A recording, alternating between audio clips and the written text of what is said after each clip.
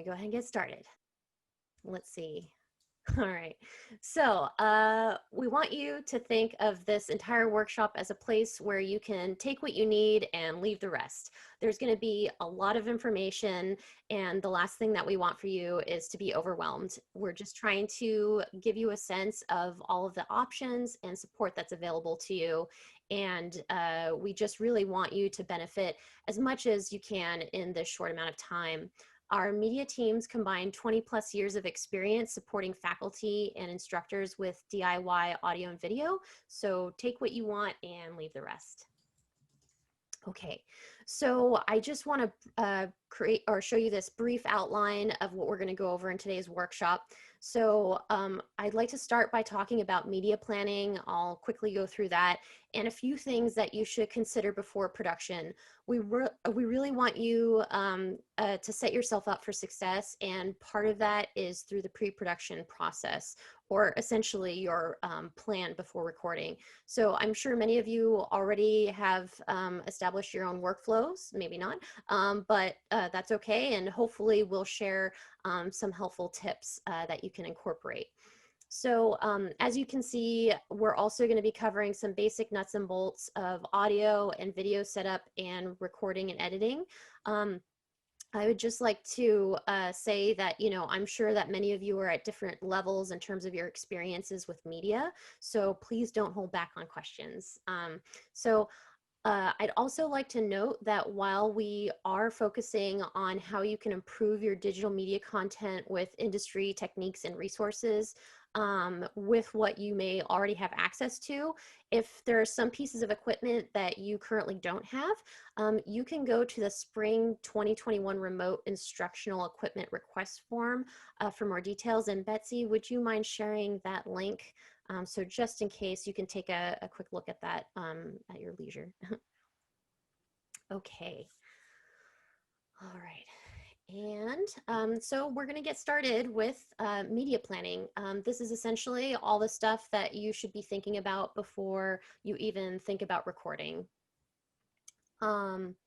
So if any of you are feeling overwhelmed, particularly about creating new media content, consider creating a teaching journal if you haven't already. And this can be really helpful for developing your plan. And when I say create a teaching journal, you can easily just create a Google Doc. It's up to you. There are two ways that I recommend you approach your development and planning, which is through either free writing or brainstorming. And I'll get into that in a moment, but just as a quick side note, in addition to using your teaching journal for planning your media content, you may want to consider using it also as a tool to track what works and what doesn't work during each semester, either based off of your personal experiences or through student feedback. Even though at some point we'll be returning back to campus, you might find aspects of online teaching that you would really like to continue developing. So it's nice to keep a blog of that if you're not already. So I'm sure all of us are familiar with free writing and brainstorming. So I just want to talk about it specifically in terms of developing your digital media content. And so, there's a list of bullet points of some prompts to get you started.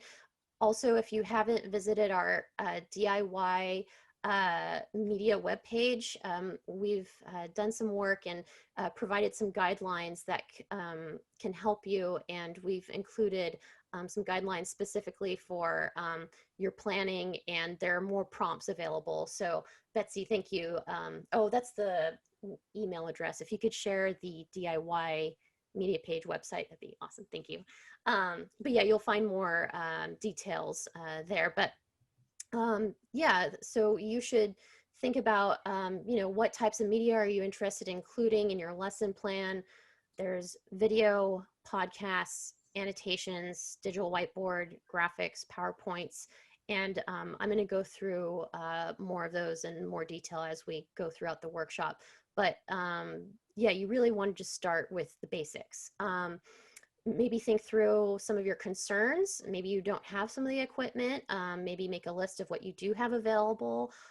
Maybe you're nervous about learning new tools. Hopefully this workshop will help you give you more confidence. And also maybe you're concerned about student engagement and you're looking for different options for your media. And also, maybe you've seen some colleagues that have work that inspires you. And so maybe think about, you know, how do they inspire you? What works? Maybe they've got strong visuals, great sound design, the content in their lessons. Maybe they've found that they have increased engagement. And also think about what tools you might need. And that'll become much more clear as we go through the workshop. So, and I apologize. Hopefully I'm not going too fast. I'm a little bit nervous. This is my first workshop, so bear with me. Thank you. I appreciate it. So let me know if you need me to slow down. Okay, so I also mentioned brainstorming, which might be more effective for those of you who are more visually inclined. And so a helpful tool that you can use to create your mind map within your digital teaching journal is Google Draw. I find it a really great resource for planning, and you can very easily draw and organize shapes to think through some of your digital media ideas, and even if you wanted to do kind of a show flow kind of thing, which if you have any questions about that at the end, I'd be happy to talk about that in detail. Okay, so student engagement. When you're developing your plan, and if you specifically decide to create videos, it's important to consider the length. So this is from a video specific study, and it was the largest scale study of video engagement to date. And they used data from 6.9 million video watching sessions across 4 edX courses. And you can actually see in this graph, the engagement really starts to fall off after 6 minutes. So what the study does not mean is that you need to carve up your lecture into 6-minute sections. All it means is that you want to think more in terms of segmenting your media types. So I just want to throw this reminder out there, you know, whichever method you choose for developing your ideas, try and enjoy the process of creating. This is an opportunity to make the best of a challenging situation, and I think that your students will really appreciate your efforts. And just remember, perfection is a fairy tale. Nothing has to be perfect, so don't be too hard on yourself. Sometimes I need to remind myself that. All right. So we're barely going to touch the tip of the iceberg on KALTURA today, and we want to focus more of our time on these other planning nuts and bolts.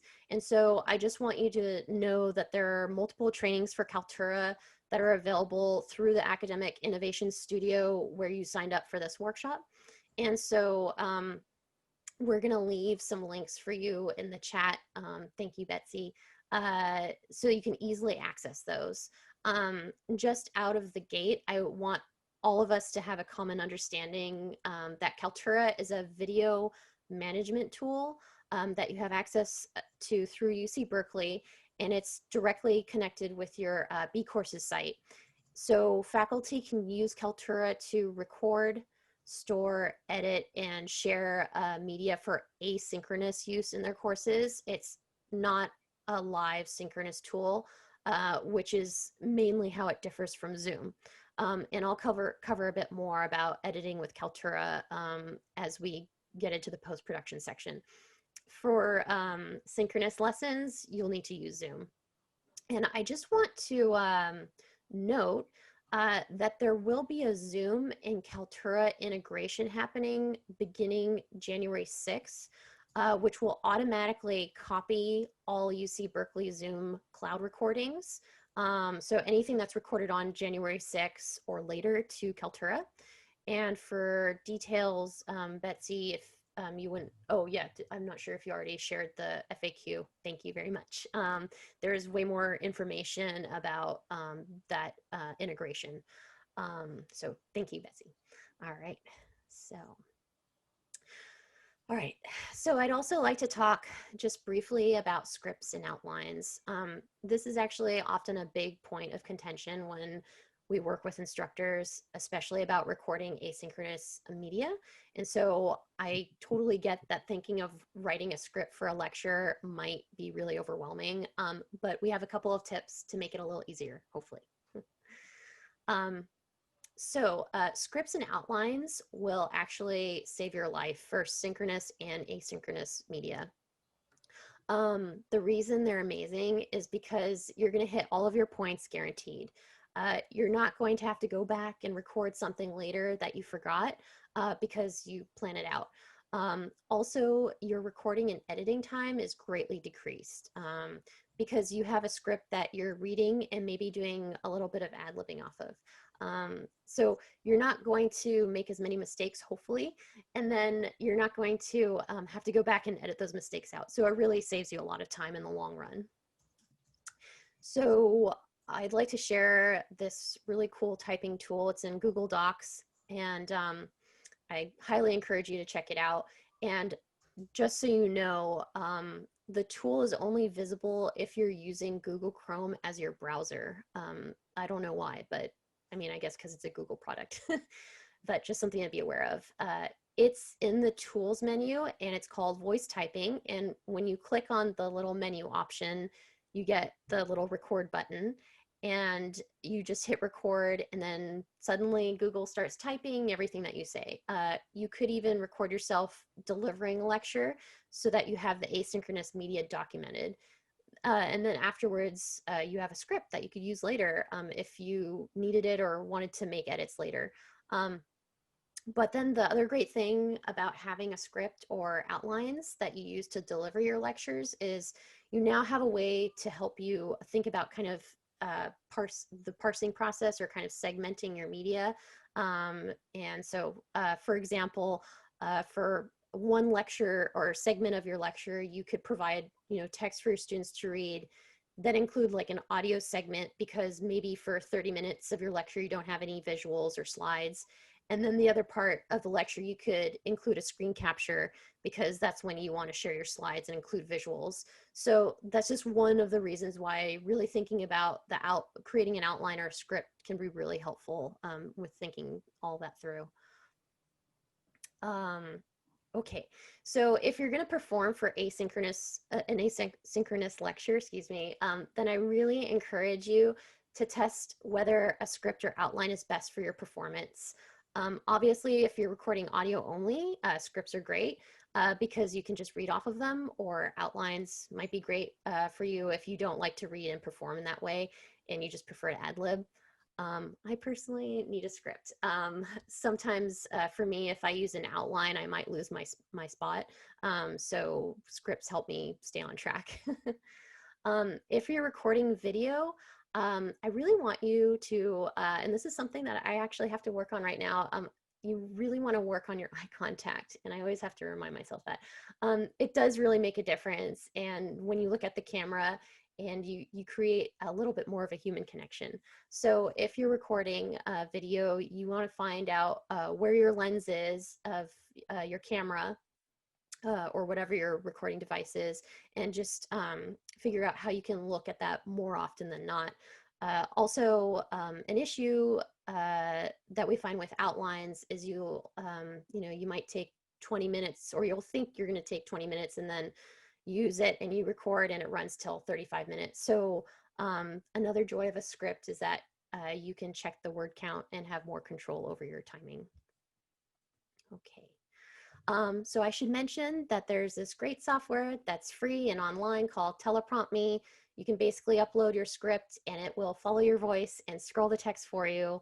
Also, you can move the window right up near your camera lens so that you make better eye contact, and it really will help with your performance, I think, if you practice with it a little bit. Now I'm going to walk through recording and then some post-production tips. So audio, this is probably the most important aspect of any media.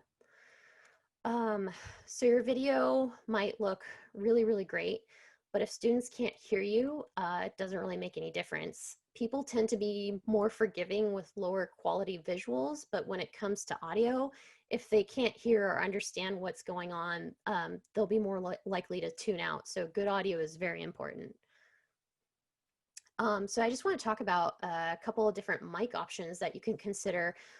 So of course, you can use your built-in mic, but it is better, and you will get better quality audio if you consider using an external mic. And so I highly recommend using external mic. I actually am personally using a Blue Yeti mic, which I really like, and maybe it's could be overkill for some of you, but it is really nice because it can connect to my computer with just a USB cable, but you also have the option of using an XLR cable, which is handy if you have a preamp or a mixer. And so an example of when you would maybe want that or use that is if perhaps you're teaching music or performances. So that way you get a little bit better quality.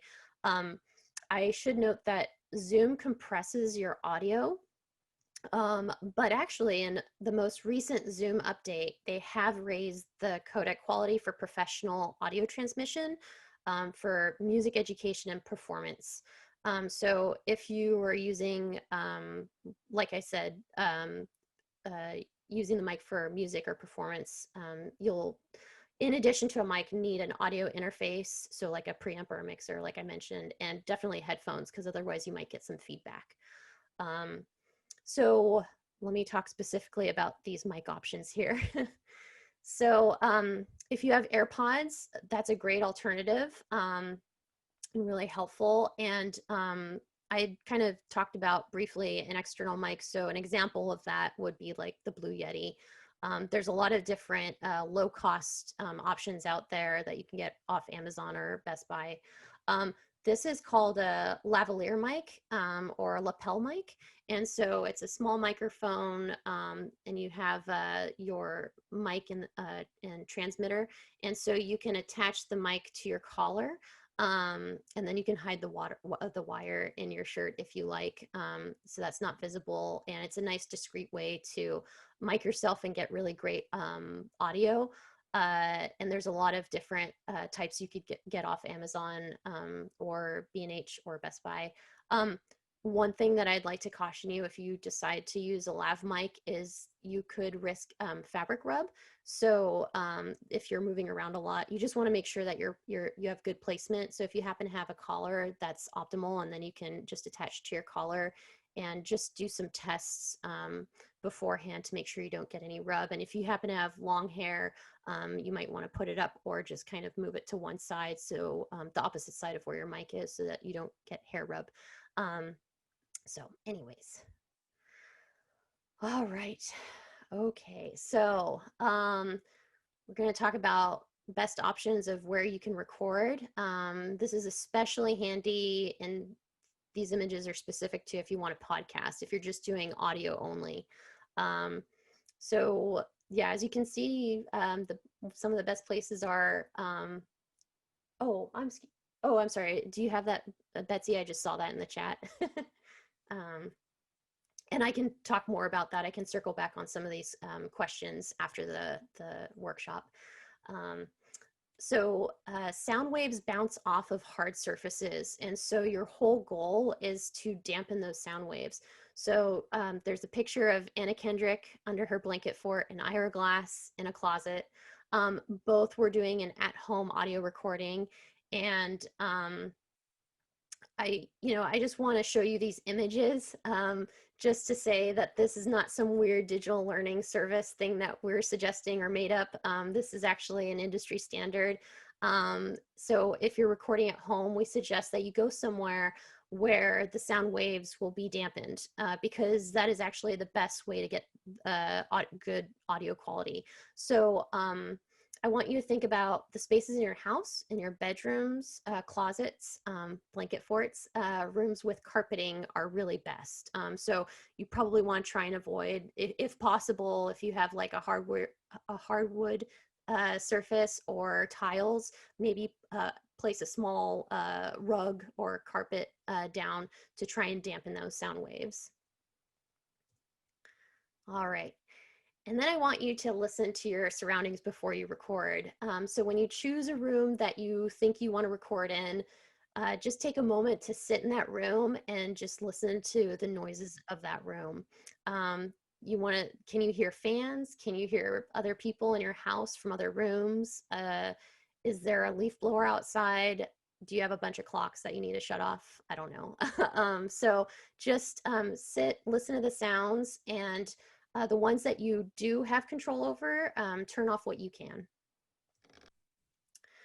And one tip, if you decide to either create a podcast or a video with sound, there's most likely you're going to need to make some cuts, or even just provide moments of pause in between your dialogue.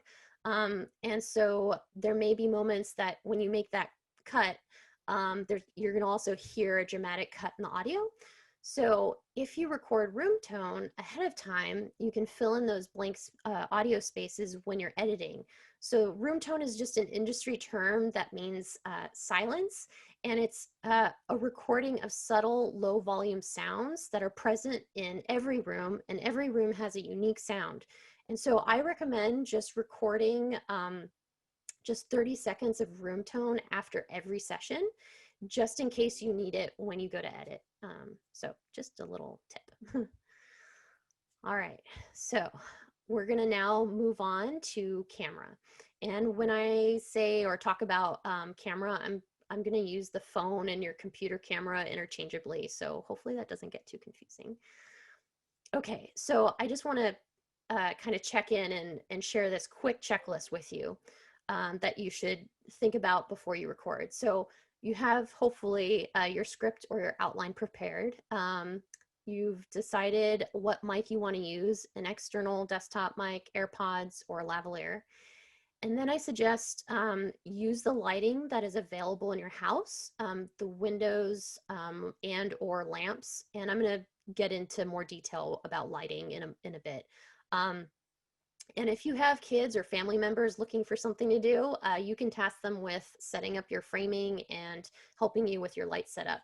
And if you're doing a podcast, maybe they can help with setting up your towel fort if that's something you want to do. We highly recommend, watching shows to gain inspiration, especially reality TV, if you can handle it. There's a lot of great things that you can gain and kind of observe their lighting, their framing, their edits. It can be really helpful. Okay, so once again, I just want to talk about, so recording at home, there's a whole performative aspect. I'm still working on it, but I just want you to remember, you've nailed this in the classroom, but now it's different because you're just talking to a lens, and it's a little weird and it's not quite the same. So we suggest that you find your authentic voice. You know the subject material. Now it might feel, a little awkward talking a camera lens, but you just need to think about your authentic voice and how you want to address your students. We can hear a smile, so just be authentic. The first couple of times you do this, it's weird and it's awkward, but it'll get better. And the students and whoever's on the other side will start to get that and hear your authenticity. And it just takes practice. I'm constantly practicing. I need more practice. What I suggest is that when you hit that record button, just pause, take a breath, and center yourself. How else can you do that? And picture who you're talking to, picture your students, and then go into your lecture and get comfortable. And just remember that this is your home. You don't have to be all dressed up like you were when you're in the lecture halls. We can just see from the waist up, most likely, so you can wear slippers like me. Just think about what makes you comfortable. And, if you want to sit in a really comfortable chair, that's great. If you have a stand-up desk or want to mount your computer or camera on a shelf, consider standing if you're planning on giving a short lecture. I think standing can really help make you more dynamic and comfortable because it gives you a little bit more room to physically express yourself. So just try and have fun with it. And also remember eye contact. This is a good reminder for myself. It is really important. you can have your script here, but just check in with the lens every once in a while. And then again, you know, that teleprompt me script software is really, really great. If you're someone who prefers to ad lib, but need to stay on track with time, consider writing a few bullet points, and you could put them on a sticky note and you can place them on either side of your camera. That also helps too if you want to go the analog way. Okay, so I'm going to talk about lighting.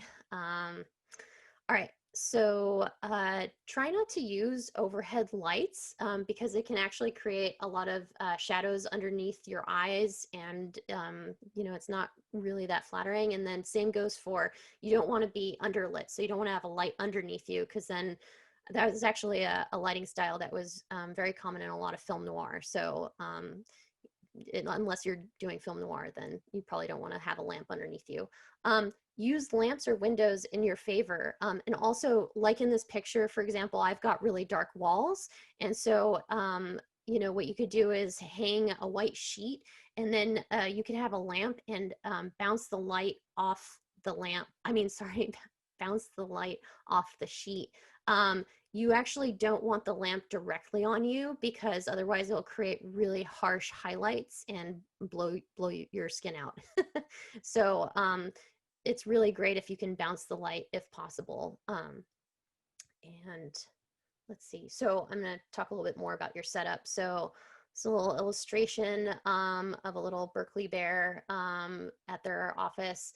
And so for a typical light setup, a good guide to follow is thinking about what we call in the industry a 3-point lighting system.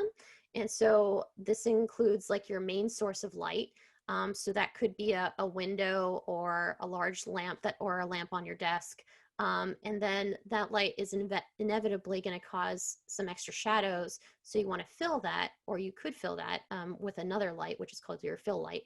And then an option is to use backlight. So right here, you know, there's this desk lamp right here that I would consider your key light, your main light that you want to use. And then you could as an option, set your second fill light right over here, and kind of fill in those shadows on the opposite side. So me personally, I actually have a large window to the side, so that's a large amount of light that I'm using, and I can diffuse and control the light a little bit by adjusting my curtains. And then I also, since it's really bright on this side and really dark here because I just have a wall, I actually have a lamp on my desk to fill in this side of my face. So it's a little bit more even. They're still pretty harsh on this side. So just as an example.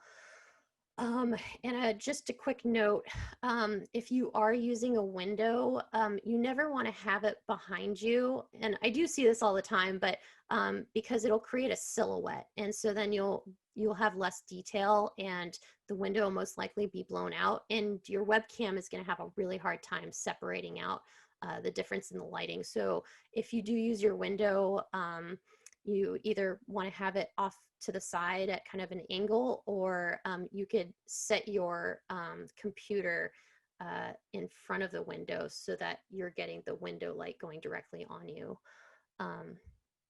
Hopefully that makes sense. I can talk more about that at the end if anybody has questions. And just to reiterate too, if you have dark walls like me, yeah, you can hang a white sheet behind your computer or a piece of white cardboard to bounce light off of, because you never really want that light directly on you.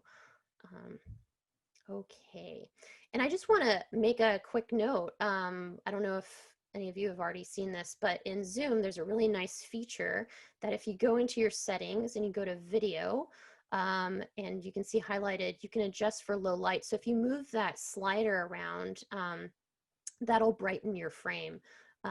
So if you're in a dark room, it actually works pretty well. I've been pretty happy about it. Okay. So I just want to talk about virtual backgrounds. I'm sure, you know, many of you have experimented with virtual backgrounds, but maybe with mixed results. So I just want to share a couple of tips that might help improve your virtual backgrounds. so you can get better results. So we've just talked about your lighting setup, and that's actually number one, is having good lighting. That's really going to improve your virtual background. And if you happen to have a green screen, then you'll want to adjust or move your lights around. This takes a lot of experimenting, but you want to try and create as even lighting as possible.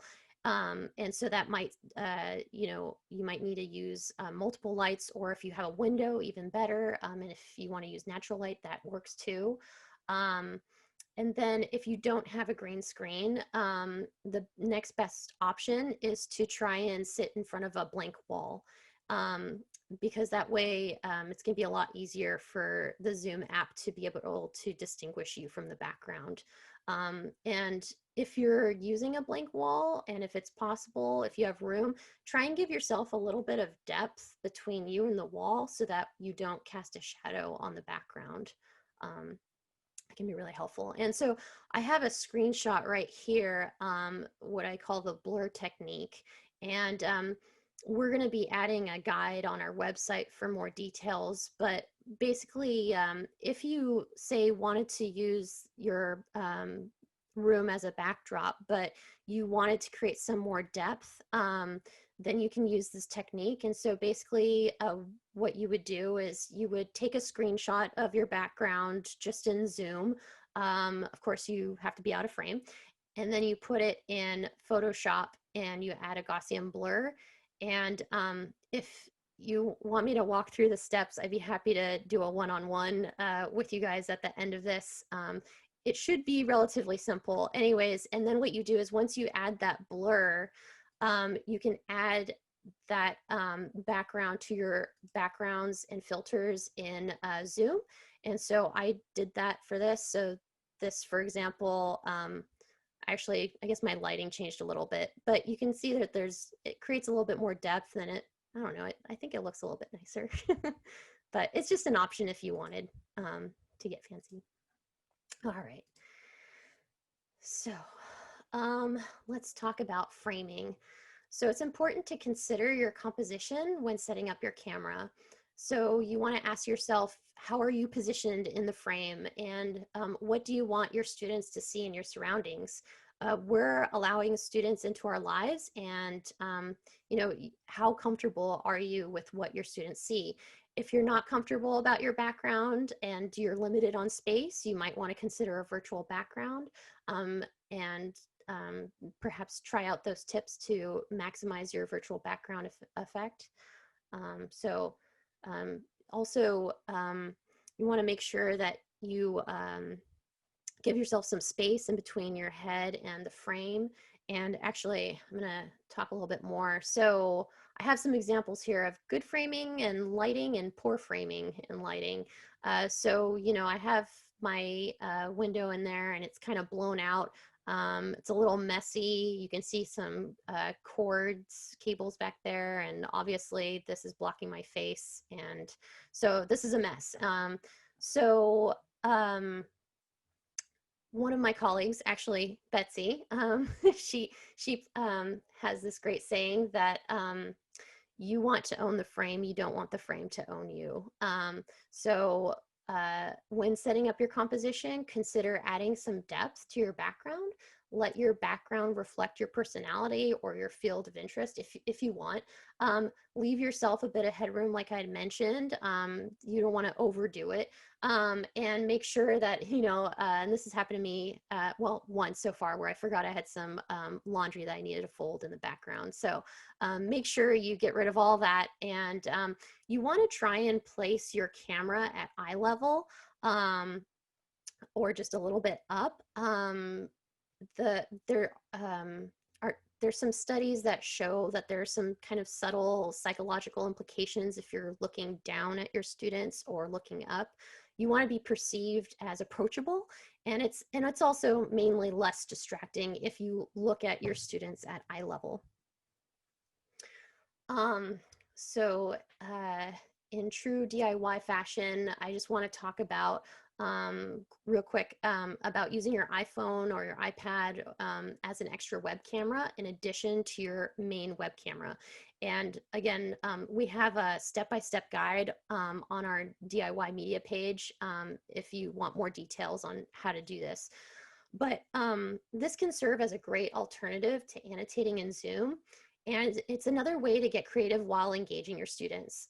This is especially handy if you haven't or you don't want to scan materials for either a lesson or a demo. It can be a great way to share multiple visuals during your presentation. Also, if say you were doing a hands-on demo and wanted to capture a wide shot and then like a close-up, this is a great simple solution because you can use your main built-in web camera as your wide shot, and then you can use your second camera as your close-up. And you can also use it as a document camera. You can use this asynchronously or synchronously. And the guide that I mentioned on our DIY media page has the steps for if you want to do it synchronously or asynchronously. And I have right here this gooseneck stand that's adjustable that I really like. And I'm just using my built-in camera app to record the video. And this is a setup that I'm doing for asynchronous teaching. And if anyone's curious, this is the gooseneck mount flexible arm. It's pretty inexpensive, 16 bucks. But if you don't want to do that, that's totally fine. Oh, let me go back to my next slide. Oh, wait. Yes. So right here, you could also just use a stack of books and attach your phone that way. But before I talk more about that, I just want to talk about quick tips to consider. So you may want to turn on your flash on your phone, especially if you're using it as a document camera. This way you'll get clear resolution, which is especially helpful for small text. And we recommend you connect your device to your computer as opposed to AirPlay, just to make sure that your device never accidentally disconnects during your lecture.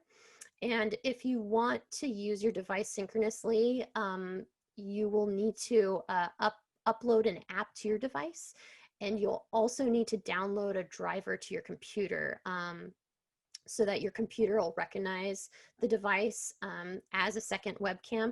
Otherwise, when you connect your device, you'll see just the device's screen display. It won't actually work as a camera.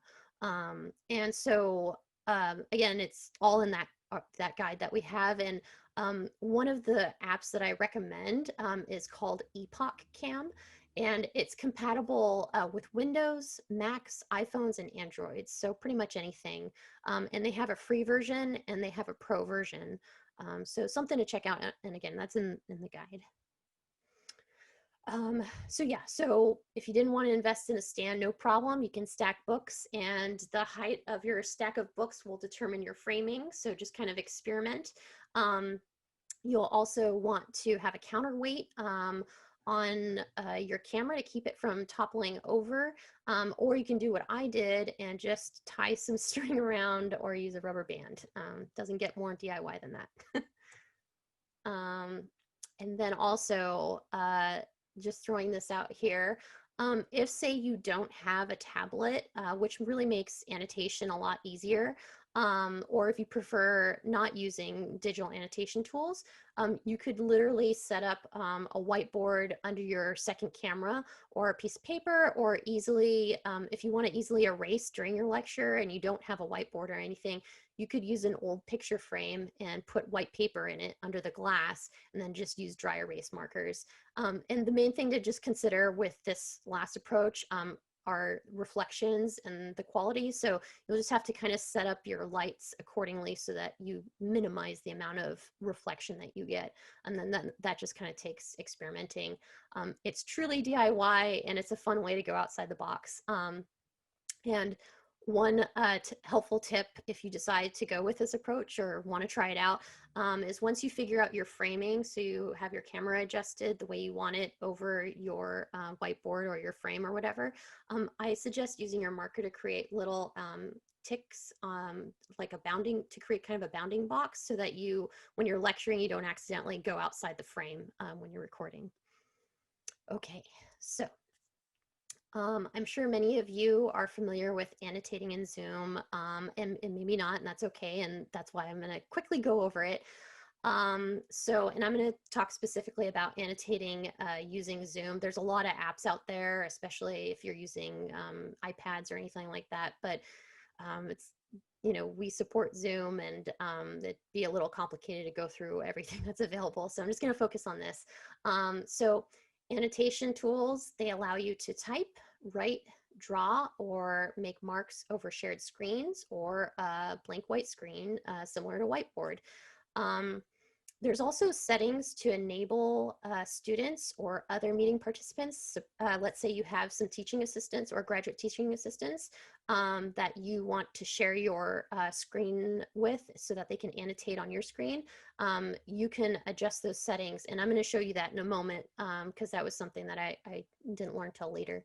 But before I get into that, I just want to say that, you know, annotating can be made a lot easier if you use a tablet, a digital pen display, or an iPad. And as an alternative to a Wacom One, so this is the Wacom One, so you can, oops, excuse me, you can draw directly on the screen. But there's also this drawing tablet, and I believe these are available through the school.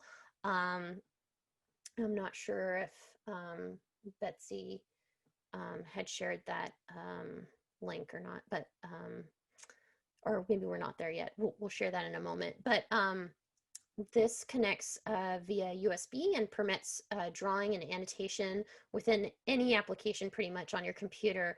The main difference is that, you know, you're not annotating directly on a screen like you are with the Wacom One. And so it just takes a little getting used to in terms of coordinating between the tablet and your computer monitor. So yeah, just something to be aware of. Okay, so I just quickly want to talk about adding a participant to share your screen to annotate. So I'm just gonna, basically what you want to do is, in order to do that, you have to open your Zoom on your web portal, and you're gonna want to click on your settings. You go to your settings, you go in meeting basic. Hopefully I didn't confuse you guys. And then you're going to want to scroll down to your annotation. And it's possible that this might be grayed out. You're going to want to turn this on. And I would recommend clicking this checkbox for allow saving of shared screens with annotations, so that you could, if you wanted, keep that in your teaching journal. And then you also want to make sure that your whiteboard is enabled as well. And also, this is, you know, subjective. It's up to you. You can either save as a PNG or save as a PDF. And I would also recommend saving the whiteboard content so you can refer back to it later for other lectures if you like. So I just wanted to quickly show you that. Sorry, there was a little bumpy there. And then what happens is, once you turn those tabs on, the other person should be able to go to their view options and click on annotate, and then they should be able to write directly onto your screen or your whiteboard. So, okay. All right, we're in the home stretch, post-production.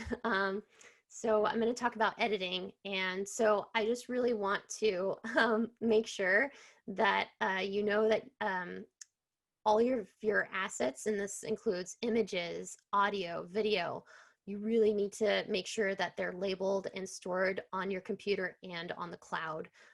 You always want to make sure you have a backup because you never know what could happen. Things get erased, drives crash. So please always have a backup. So uh, before, let's see, getting started with compiling your assets and creating your project files. So if you're going to do any kind of editing, then you want to figure out a labeling system that works for you before, and create and organize your folders and just have that all set up and ready to go so you can have a spot to put all of your files. It really is going to make it a lot easier for you and save you lots of time down the road. Especially if you have to revisit a course, you know, a couple years later. You never know. So this is an example of how we organize our media in our team database. So we have our main folders labeled here on the left for specific courses. And then we have our assets folders. So there's one for graphics, for example, and then we have one for lecture video files. And in this case, yeah, they're the recorded lectures. And then we break that up even further into weekly modules. And then within the weekly module, we have our project files. So this, for example, I think this is a Premiere Pro project file. You know, maybe you're using Adobe Rush. So your project files would go here, and then these are the specific, you know, this might not be relevant to you, but we have our motion graphic templates that are specific to that lecture for that week. So whenever you're working on a new project, always, like I said, back up, and I'm just going to repeat that a couple of times. To back up your files, we suggest Google Drive. And also, if you're using Kaltura, just so you know, in case you didn't, everything goes into My Media section, which is just kind of your media repository. So there's no foldering system right now in Kaltura. It just kind of all gets dumped into one spot. So after a while, if you don't label it, it's just going to build up with all these files with the same name. So you're going to want to change and label those. So here's an example of how you would go about that. So in Zoom, it usually makes a file by default, which would just be like Zoom 01, for example. And so you might want to consider doing something more specific, like Intro Science Week 1, Intro Biology Week 2, and just whatever it is, just make sure you label it right away. And you'll want to make sure it's labeled both in your My Media, if you're using that, and your local drive. So I had mentioned at the beginning of this workshop that there's going to be that new Zoom and Kaltura integration happening in January. So the files in your Zoom cloud, which you can access through the Zoom web portal, they're going to be immediately transferred to your My Media in Kaltura. So once you see those files added, I would recommend just immediately relabeling them within your My Media folder. Because then, like I said, it'll just build up and it'll just be a lot of Zoom 01 or 02, and it's going to get really confusing. For additional tips on naming and organizing files, I really like to reference this article. It's more specifically geared towards freelance video editors, but I think there's some really useful pieces of advice. So if you're curious and you want to dive into that a little bit more, Betsy can share that link for the naming conventions for video editors. So if you wouldn't mind doing that, that'd be great. Thanks. Okay. And also, I just want to share, so in case you're short on space on your local drive and you need to back it up, you can upload files to Google Drive, as I mentioned earlier. However, you may not know where those files are going by default. So typically, I believe Zoom files, they go into your documents folder in a Zoom folder on your computer automatically. So if you want to change where your files go locally, say you have a folder set up on your desktop or you have an external hard drive, then you can tell Zoom where to put those files. And that way it makes it a lot easier to access. So if you want to change your where your files go, you just go to within your settings on your Zoom app, and you go to recording, and then you'll see it'll say local recording, and you'll be able to see where it's storing your recordings, and you can just change it to a new location if you want, or you can leave it. But it's just wanted to show you that just in case, because it's kind of hidden, I feel like. Okay. All right. So in terms of editing software, we recommend Kaltura and Adobe Rush. Kaltura, it's not that robust, meaning there's not a lot of bells and whistles. It's pretty straightforward. You can edit media created for B courses, and there's not that much to learn. It's pretty easy to pick up. Let's see, I think we were able to kind of figure out in an afternoon. Like, it doesn't take that long. The Adobe software is very robust, meaning there's a lot of bells and whistles, and there's a lot to learn. So you can edit images, video, audio, text, but you just need to spend more time getting familiar with that software. So just something to keep in mind. So when you download the desktop app for Adobe, and everyone should have access to this for free through their Berkeley EDU credentials, but in case you haven't opened this already, these are all the apps that are available, and you can just kind of pick and choose what you want to download and what you want to try out. So you can edit video with Rush or Premiere Pro. Premiere Pro is one of the industry standards, and is a lot more complicated. Rush is a simplified version of that. So you can still do a lot with it, but it's a lot easier to figure out. There's even more of a learning curve with Premiere Pro. You can edit audio with Audition. And that, again, there's a large learning curve. But I just want you to be familiar with, what you can do with some of these apps, and it's worth looking into. And there's a lot of tutorials and a lot of support, even through LinkedIn Learning, to help learn these programs. And also, I'm happy to do consults as well if you have more questions about some of these programs. You can edit images in Photoshop and InDesign, and then you also have Illustrator to create graphics. So just wanted to point that out. And like I said, it's all free if you sign in using your Berkeley credentials. So this is a screenshot of the editor in Kaltura. And many of you might be familiar with it, maybe not, and that's okay.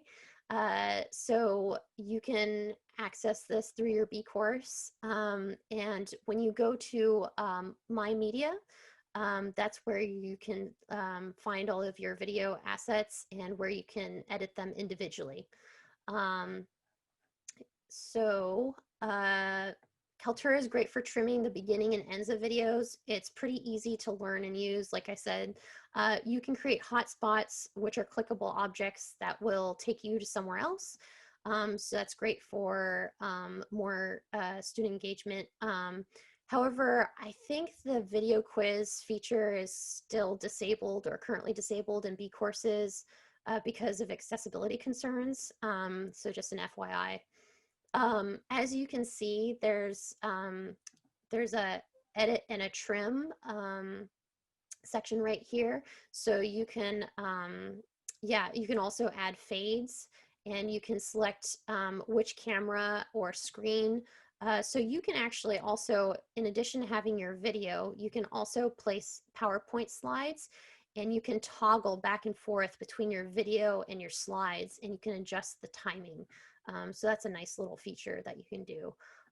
So you just have to spend a little time there, not too bad. And like I had mentioned, I highly recommend, if you want to learn more about Kaltura, we do have the workshops available to check out. So highly recommend it.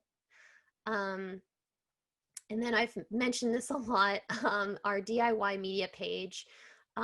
So if you haven't checked it out recently, we kind of updated it, and we have a how-to section right here, and I'll just go directly to the site. So you can sign up for workshops here. consultations, or you can email us directly if you have, quick little questions. But if you click on the how-tos, it'll scroll down to this section, and we have it broken down similar to this workshop where we talk about pre-production, so what you want to think about before recording, what to do during recording, and then post-production after recording. And so if you just click on this accordion, you can see that there's some help documents or guides here that are pretty specific. So yeah, here's a guide right here for getting started and just some tips to think about. So I highly recommend, if you have more questions or want more details about DIY media, you can visit this page. Okay, and also, we get a lot of questions about copyrighted material and how to use video and audio clips that you don't own. So I just wanted to share, thank you, Betsy. I don't know if you shared the Media Resource Center link. There's a list of guides here that you can check out and find out how to get clips, whether they're video or audio, and the best practices for using copyright materials in the classroom. So I just wanted to share that real quick.